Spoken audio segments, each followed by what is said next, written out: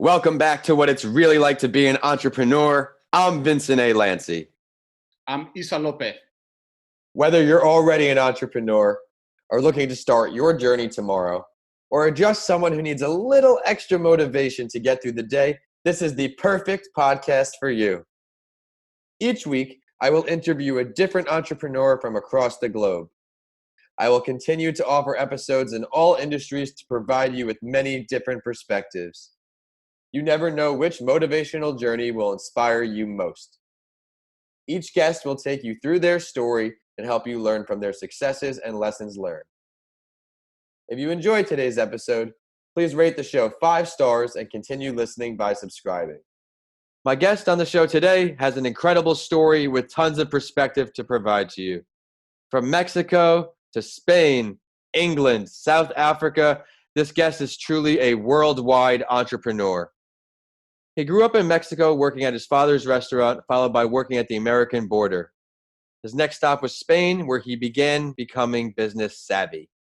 He has had his hands in everything from fashion labels, coffee shops, art galleries, owning his own luxury apartments for travelers. You name it, the intro could go on for a long time, so allow me to please introduce this South African, now-based entrepreneur with several successful endeavors, Issa Lopez. Issa, thank you for coming on the show. Hey, thank you, Vincent. Thank you so much for having me. I'm really amped to be here.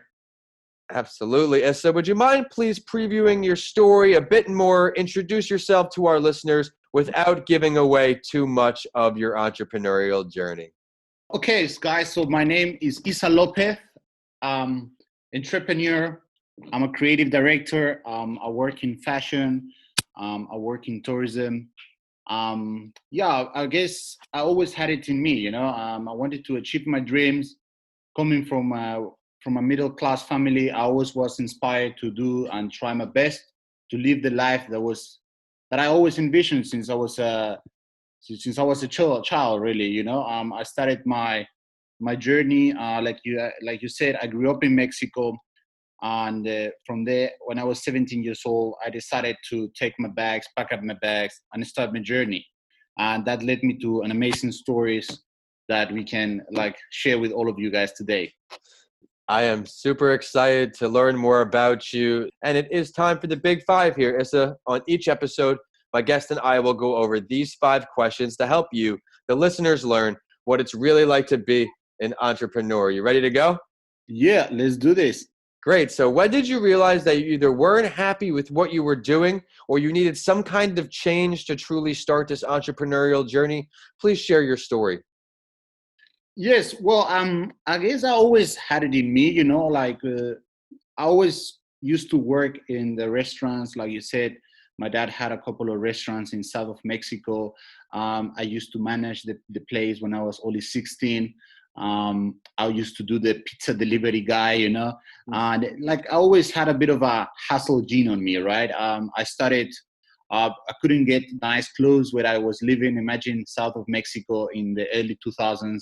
I couldn't get cool clothes, or maybe I couldn't afford them, So I would always end up going to thrift stores, picking up a couple of cool blazers or jackets. Actually, a lot of American brands, they used to sell all the I call them not secondhand, like 5 hands, It was so old that I would just re-stitch the garment, remake it for myself, or just go and deep search of the perfect fit, and I would actually look so posh almost, People used to think, oh, but you're a posh kid. I'm like, no, it's just a matter of getting those items and rework them, and I end up selling them to friends or making a couple of pieces at the local tailor, and then exchange them for Discman. I don't know if you remember the CD players, and exchange them or sell it to friends and stuff. And I think it was always part of me, do a bit of business. I like fashion and all of that, but mostly I'm an entrepreneur. I started by doing that. Then it led me to do other things. So yeah, for me, success was about that. Was about being able to do something I enjoy. Yeah, I see you just always found a way to be resourceful. You're finding Yes. reinvent things.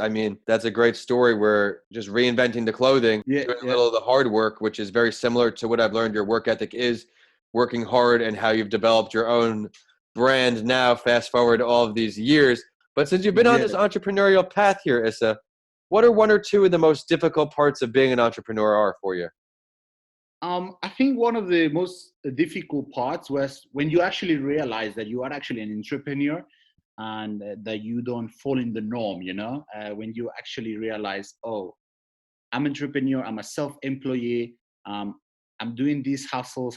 You call it hustle, but it becomes your daily occurrence. Yep. Um, It was one of the most difficult, just to acknowledge that I was depending only on myself employee journey, the uncertainty and the pressure that comes with that. Once you go above that and you see yourself at the end of the day, you can still overcome yet another month. So then it's all good. I think it's pretty much that, the moment that you realize that you have to just make it work, that there is no other way. And I can say that for the last, I believe, 6 years, I've been completely self-employed. I started my brands when I was like about 23 years old, which is nearly 10 years ago. Yeah. And obviously at the beginning, I had other ways of income. I was working part-time in different business. And then when I was just doing my thing, and my thing started to take off, I had to choose, do I want to live the entrepreneur life and just go all in? And that was the moment. And thank God, like I'm here, like it's been all part of the journey. Yeah, well, it's a good thing you said there. You had to go all in. You have to fully dedicate yourself to your entrepreneurial journey, or it simply, I don't think, will work. But looking back, Yeah.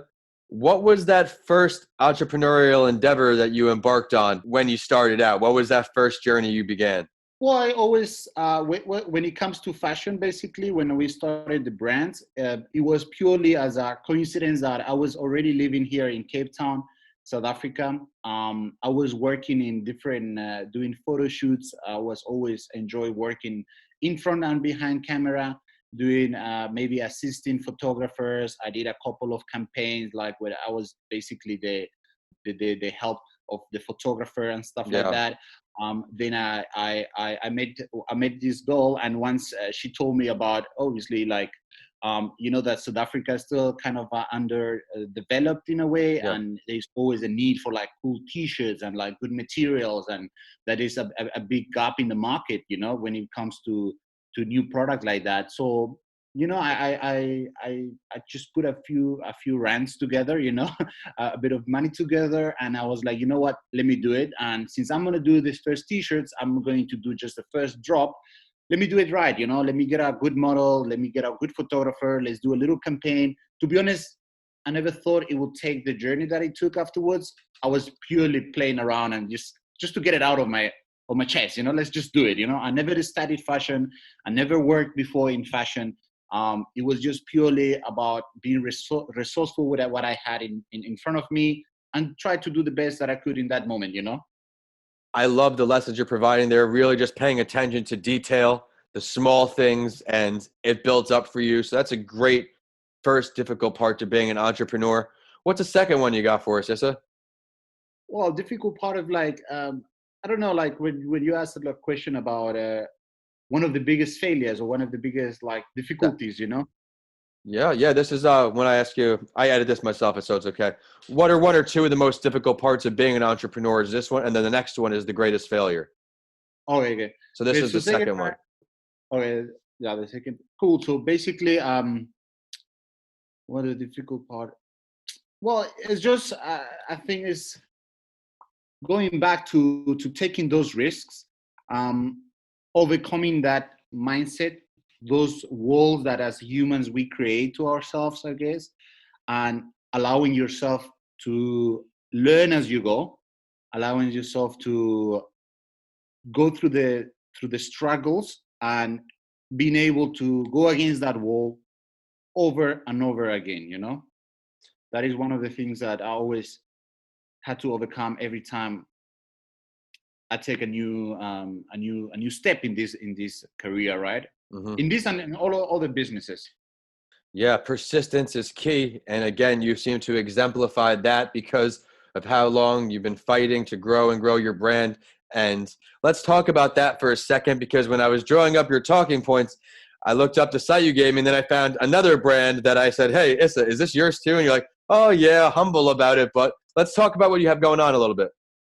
All right, cool. Let's talk about what happened. So I started Issa Leo, which is the clothing brand that I first thought you were talking about me, that was obviously like Elia's name. I started that with the t-shirts like I told you about. Then we started developing this brand, and we did a few markets, and we did a few fashion shows, and it became a little bit of a known brand, right? Then through that process, there was a moment that I was really like, it happened like 3 years ago, that I had enough, that I was not getting where I wanted to be. I was struggling to, keep afloat. It was a difficult time for the brand. And it was just like, there was this constant grinding, that it was not working. And in that moment, I decided I was about to give up, I was about to give up my career, my dream of being a self-entrepreneur, etc. And in that moment, I launched a new brand.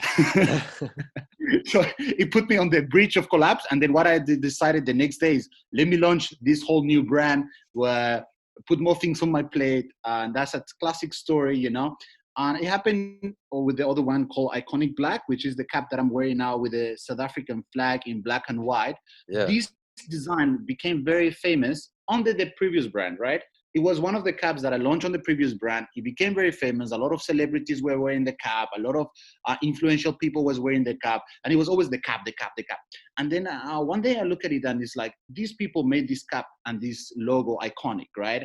And it was like, a way to give back to that community, being, let's call this Iconic Black, because it's the cap that it launched this whole movement, Yeah. Then we created, that was when I put more in my plate, and we created this brand called Iconic Black that is obviously started with a cap, but now it has become a movement of young creatives, young African creatives. So we collaborate in fashion, arts, music, and film.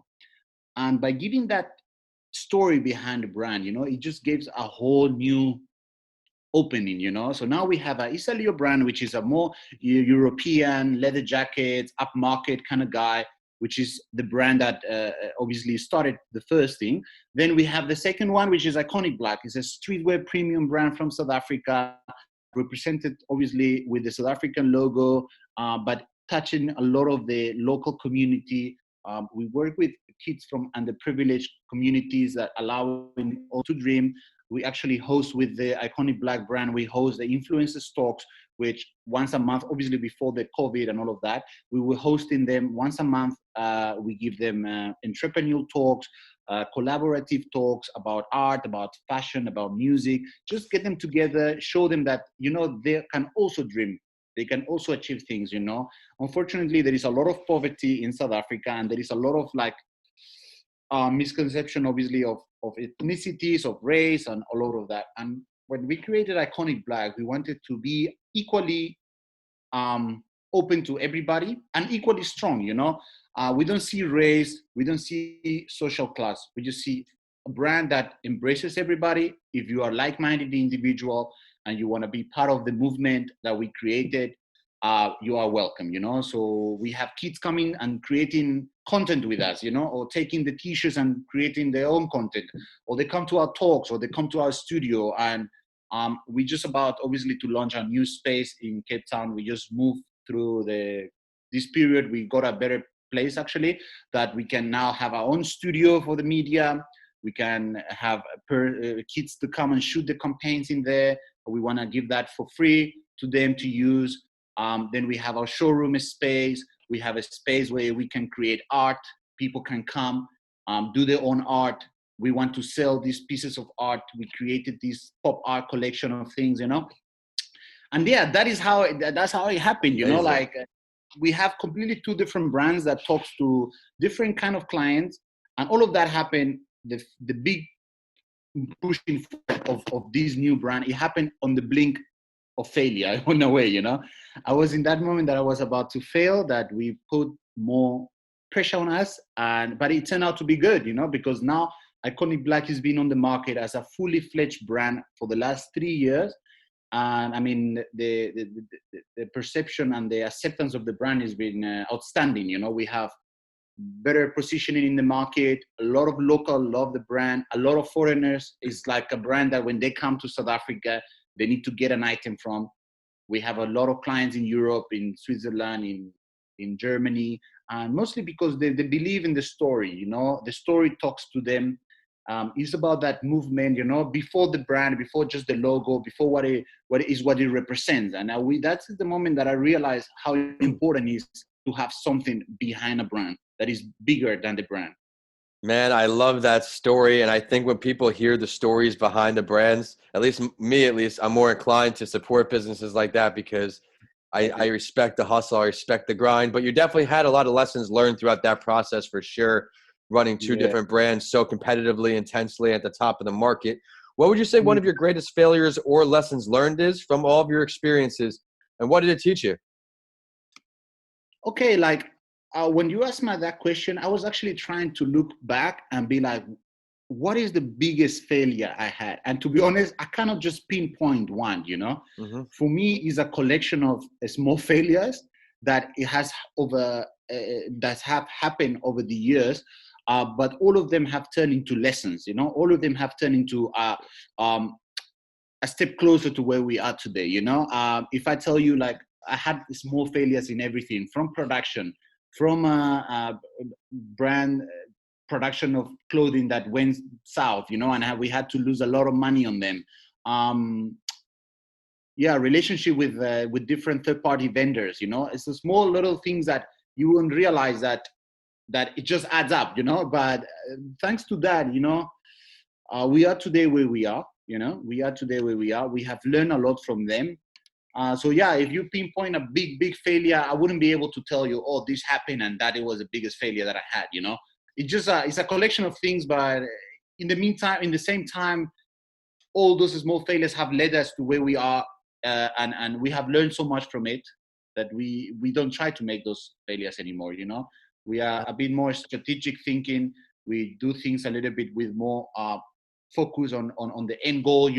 Before it was a little bit all over the show and throwing things into the wall, see what sticks. Now it's kind of like, okay, a bit more planning, a little bit more with a bit of market research. We understand certain things have to play out a certain way, and we prepare ourselves not to have those failures constantly. Well, I think it's a bunch of great points there, Issa, where the little things that add up and add up and add up, people question why do businesses not work out? And the statistics with first-year startups, between the administrative side where your annual reports are doing shareholders, you're dealing with everything. These little things really do add up, and it's not only time-consuming, it's stressful. Like, I like to think like you haven't really truly failed because you're still on the race. You know what I mean? Like, I know it's a cliche thing, but as long as you're on the race, you haven't truly failed. It's been a tough journey. I won't lie to you. A lot of people see success, when they see the brands, they see the social media, they see the glam, they see the shows and all of that. But if you look behind the curtain, is a lot of stress, is a lot of up and downs, is a lot of moments that you are very close to collapse, and I believe that it's just that carry on pushing is what it gets you to closer to the goal, closer to the success that we always envision. I love the lessons of persistence that you keep throwing out there for everybody listening on. But a question for you now is if you could have the opportunity to sit down and learn from any entrepreneur, dead or alive, who are we going with? When I was looking at that, like, obviously I have gotten advice from the classic big entrepreneurs, Richard Branson, all of the cliche ones, classics, but I like to keep it real. I like to keep it people of more of our generation, I'm still young, so I look up to certain guys, and I'll pinpoint two that are related to this industry, which is in the fashion industry. One of them that I had the pleasure to meet in Milan once. I just crashed into one of his events. Actually, I was not even invited. I just went in there and presented myself. And his name is Philip Plain. He's a designer originally from Switzerland, Germany, very big in Europe. What I like about him, not so much his fashion sense maybe, but I like how driven he is. I love how he's a rebel guy on fashion, because he just came into the fashion industry about 20 years ago, and he has disrupted a lot of things. I mean, he claimed that obviously his business is still family owned or still privately owned. He's not on the stock market or anything. So the way he runs his business, the way he's driven, and the way he don't care, and he is unapologetic for it. I respect that from him, you know. And I was, like I said, I went to one of his private launch of his company. He was launching a new company in Milan, in his showroom, and for some reason I got hold of it and I just went with it. The way he was encouraging his staff from all over the world, it was really, really inspiring to me to see. Like, it was a young guy getting on top of his chair and talking to the people like I have talked to my staff, telling them how they're gonna get things, telling them how they're gonna achieve what they envision, you know, and believing so strongly in what he does, in his brands. He's a living brand, you know. He embraces his brands, and he doesn't feel shy about it. So I respect that from him. On another side, taking it more to the street and the creative side, I appreciate and I respect and I follow a lot of the schooling in a way that Virgil Abloh gives. Yeah. Virgil Abloh being a guy who obviously worked before with Kanye, but is also like, his creativity is in another level, you know. The way he markets himself is in another level. The way he kind of like takes something from inspiration into market and ready to market, and the small things that he does constantly that has made the guy who he is, the brand that he is today. I think it's making him a leader in the industry, you know. And yeah, all that clique of creatives that came from Donda, from the company of Kanye West, and all of those like Jerry Lorenzo, Matthew Williams, all of those guys that are really running now a big part of the fashion industry in not in America, but I mean in Europe. The whole world, man, for sure. The whole world, the whole world. Craziness. Like I really look up to them, and I follow a lot of the things that they say and they do and stuff like that, because I think they understand the millennial mindset and they understand where the world is going, you know. And that's a big thing, you know what I mean? Yeah, we're man. changing so quickly, you know. The era of the digitalization, you know. After this coronavirus as well, the way we're moving forward is such a fast pace, you know, that we need to catch up and be conscious about our products, conscious about our ethos of the company, and about our journey as entrepreneur, you know. Absolutely. This coronavirus, the people who were able to stay positive and be creative and create, whether everybody is creative, they just create in their own ways. And in my upcoming mental health book, I talk about how creativity is good for mental health, but you're a creator with design and clothes. I'm a creator with writing and creating podcasts. I was overloading content. I had the 2 kids books and the mental health resource created during this span while continuing this, because like saying the whole time, separating yourself from the competition and doing the little things by paying attention to detail. It's such great lessons you provided. But Issa, it is time for the spotlight story. And I share an entrepreneurial journey to our listeners on each episode. And I love your take on this one. As I have an entrepreneur who has spent a lot of time in South Africa and becoming successful there, I will now share the entrepreneurial journey of Ryan Bakker. He's the CEO and founder of South Africa's largest online gifting company, which is Net Florist. He is one of the co-founders of Net Florist and is also the co-founder of the South African Forum of E-tailers, where he sits on the board of the Johannesburg chapter of the Entrepreneurs Organization. It is said that Net Florist came about on accident, as they had no intention of starting an online floral and gifting company. Him and his co-founders, their plan was to run the site for one day to prove to macro that they could do it. And then all of a sudden they had 30,000 South African Rand worth of orders. This was the equivalent to a whole month's revenue at a flower shop. It was Valentine's Day when they did this test, the test site. It did so unbelievably well, they couldn't shut it off. I'll end this right up with a quote from Bakker where he said, "What's really crazy is that people were paying for us to provide a service. We had no stock and knew nothing about flowers. We just sent the orders to a flower shop in Sandton, which I found out is a neighboring area." Issa, what do you like best about this story? Well, I mean, it's a known story that a lot of entrepreneurs start this journey by coincidence, you know, or by just doing, you know. I believe that anything that you want to achieve in life, and sometimes it's just do it, you know. You don't need to be the best at it. You don't need to be know a lot about it. it's just started. And obviously they saw that there was a gap afterwards, and then they learned as they went. They adapted into the market. They adapted to connect with the right people. And like you said, I mean, they built a massive building out of it, a business out of it, right?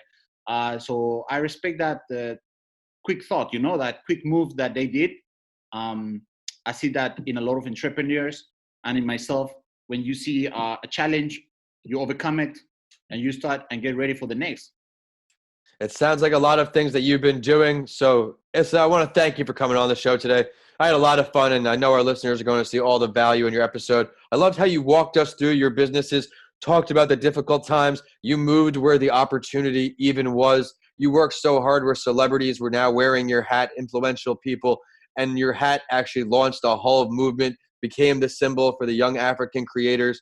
I also enjoyed for your lessons learned where you really just slowed everybody down for a second, said, hey, these little things there are going to add up. You have to learn how to stay on top of them. I think that's great advice to stay on top of your entrepreneurship endeavor.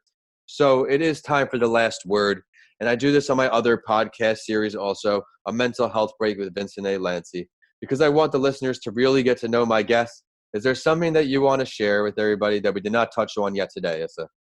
I think like what you mentioned, like about mental health and all of that. I think it's important that we all aware that is actually something out there. People close to me have that and suffer from certain things. I myself, my family, I come from a background. I did struggle. I did doubted myself a lot of the times. I was I don't know the word in English, but I was surrounded by things, that made me doubt, made me put my mind into stress. I think it's important to acknowledge that we all have a bit of that. We all can be better by learning, listening, and putting into practice things that led us into having a more successful life. Successful for me is not just about money. To be honest, that is a byproduct of serving our community, serving the people around you. And yeah, like success and money will come afterwards. I think you can have a successful life, but living a fulfilled life and giving good vibes and, and good energy to those around you, no matter the circumstances.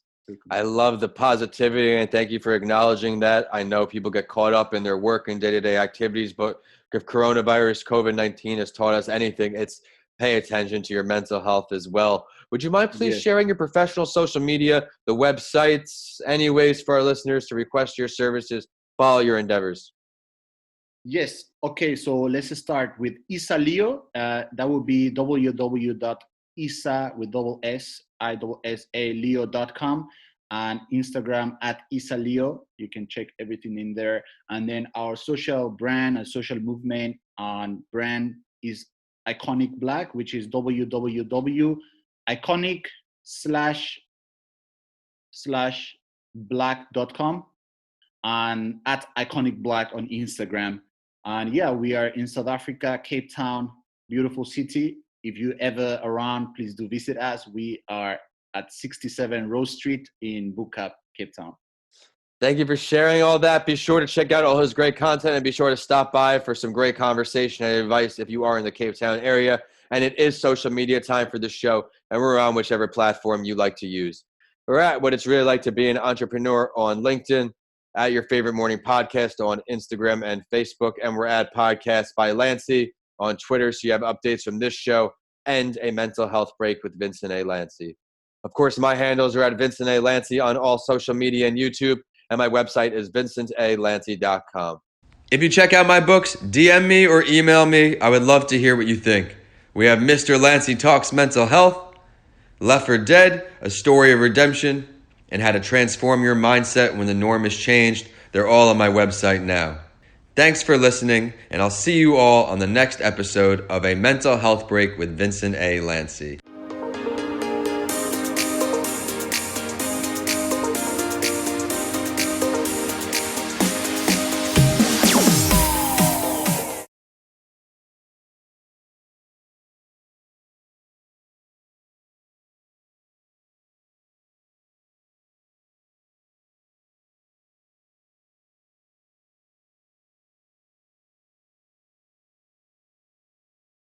If you check out my books, DM me. I would love to hear from you all. We have Left for Dead, A Story of Redemption, and How to Transform Your Mindset When the Norm is Changed, both on Amazon now.